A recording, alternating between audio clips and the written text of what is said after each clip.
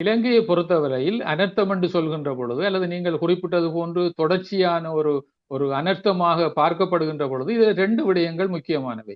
ஒன்று வெள்ளப்பெருக்கு, நிலச்சரிவு ஏற்படுகின்றது. மற்றது மழைவீழ்ச்சி.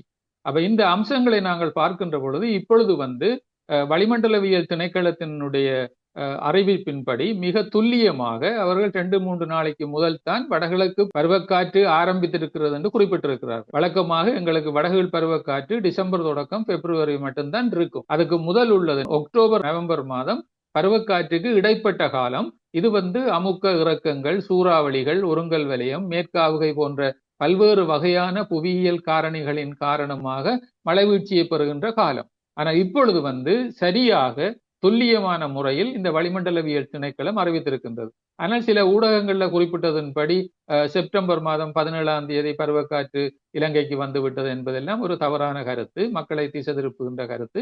ஆனால் இந்த துல்லியமாக, ஏனென்று சொன்னால் இலங்கையினுடைய வளிமண்டலவியல் திணைக்களத்தினுடைய அந்த கட்டமைப்பை நீங்கள் பார்த்தால் இந்த உலகினுடைய சில முக்கியமான செய்மதிகள்ல இருந்து இவர்கள் தரவுகளை பெறுகிறார்கள். முதலாவது இந்தியாவினுடைய மீட்டியோ செட்ல இருந்து, அடுத்தது ஹிமாரி என்கின்ற ஜப்பான் செட்ல இருந்து, அடுத்தது சீனாவினுடைய ஒரு செய்மதிகள்ல இருந்து துல்லியமாக இவற்றினை பெற்று ஆய்வு செய்து அந்த ஆய்வின் அடிப்படையில இவர்கள் துல்லியமாக குறிப்பிடுகின்றார்கள். ஆனால் என்ன ஒரு அம்சம் என்னென்று சொன்னால், ஏலவே நாங்கள் வடகிழ் பருவக்காற்று தொடங்குகின்ற பொழுது அக்டோபர் நவம்பர் மாதங்களில் வழக்கமாக இப்படி ஒரு அனர்த்தம் ஏற்பட்டிருக்கவில்லை கடந்த காலங்கள்ல.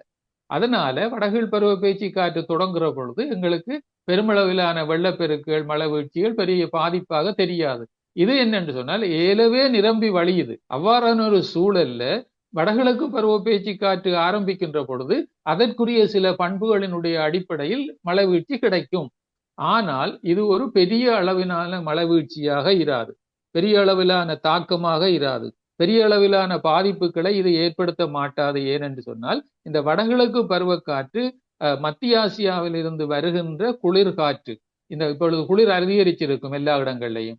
யாழ்ப்பாணம், வடகிழக்கு பகுதிகளில் குளிர்காற்றினுடைய தாக்கம் அதிகமாக இருக்கும். இந்த காற்று வருகின்ற பொழுது சிறிய அளவு சமுத்திர பகுதியினூடாக இவை கடந்து வருவதன் காரணமாக இவற்றினுடைய நீரணு குறைவாக இருக்கும். இதனால வடகிழக்கு பகுதிகளுக்கு இந்த காற்றினால் ஏற்படுகின்ற மழைவீழ்ச்சி குறைவாக இருக்கும். நக்கிள்ஸ் மலை பகுதிகளுக்கு மட்டும்தான் அந்த காற்றை தடுக்கின்ற பொழுது அதிக மழைவீழ்ச்சி ஏற்படும்.